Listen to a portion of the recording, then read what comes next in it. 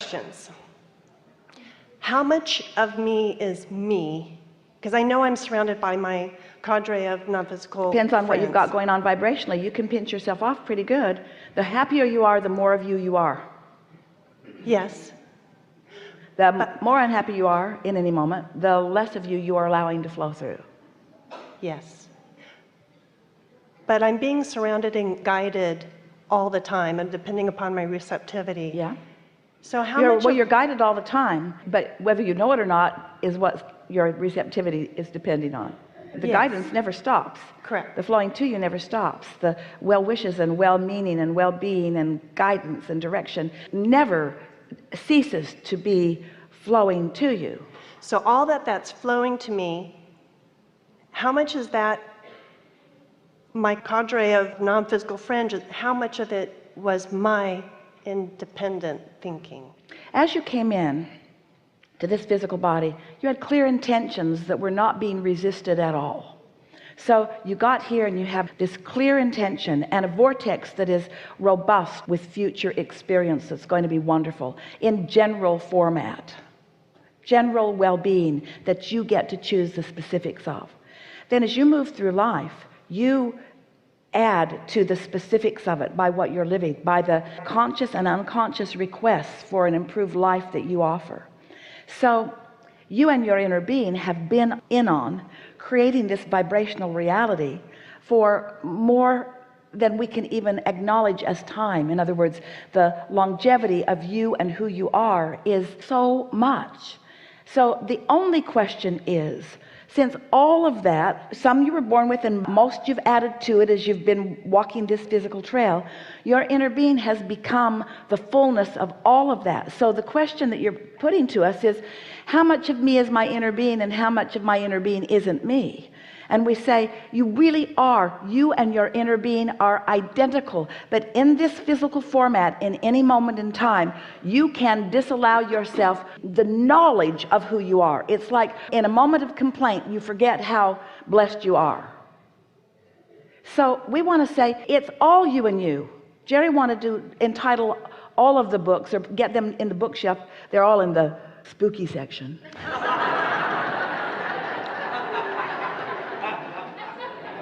He wanted them to be in the self-help, and he wanted to say self-help from total self, because we are all in this together. So now ask your question again. So the guidance that I'm receiving from my mom and Jerry and Abraham, let's call it the knowing that they hold for you about you in this moment in time. It's the knowing that they hold. You can call it guidance if you want, but the knowing that they hold, the opinion that they've got about you and all you want and where you stand in relationship to everything else you want, the knowing that they hold right here and now.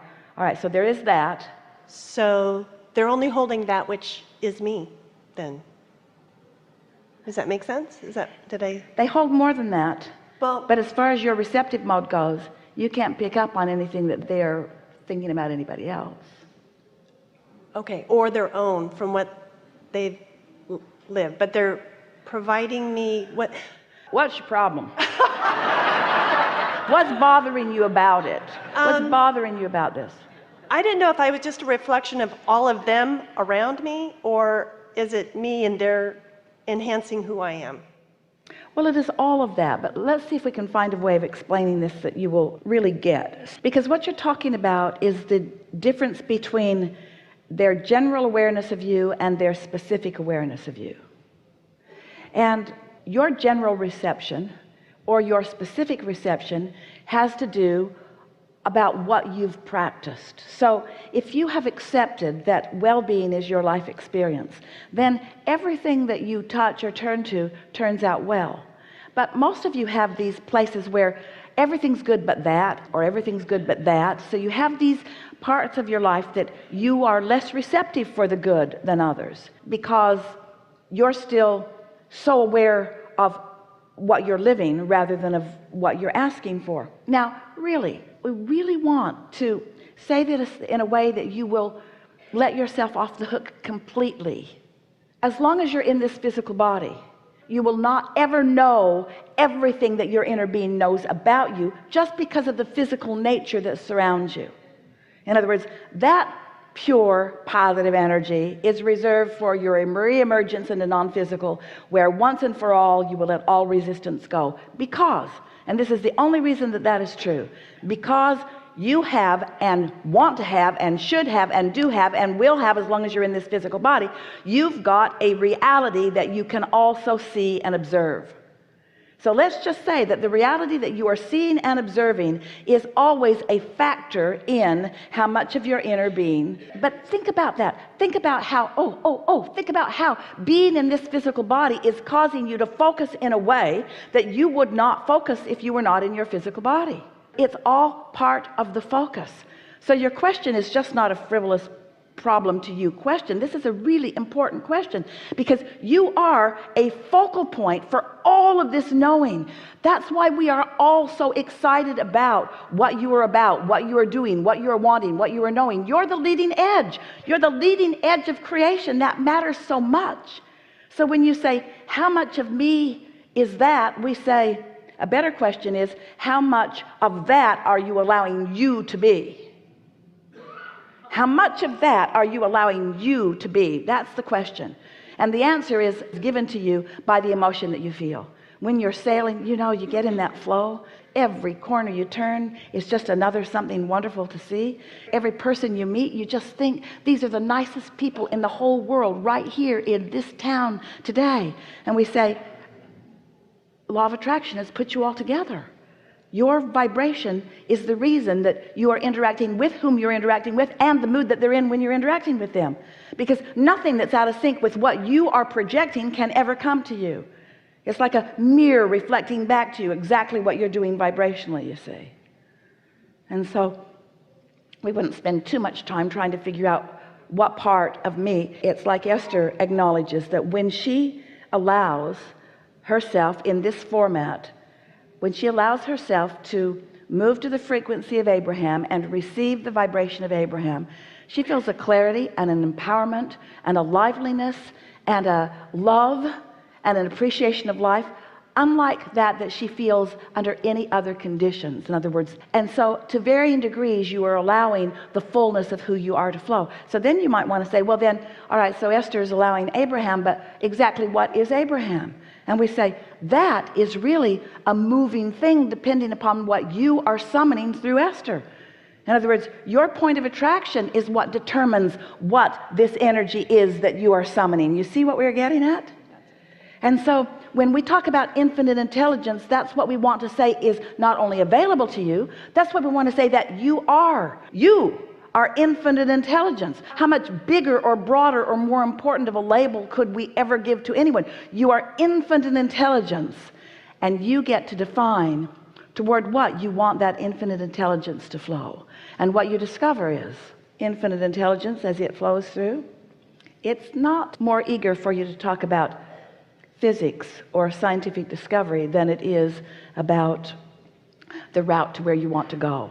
Infinite intelligence is enjoying whatever subject you are focused upon, because there's no subject that is not expanding. None.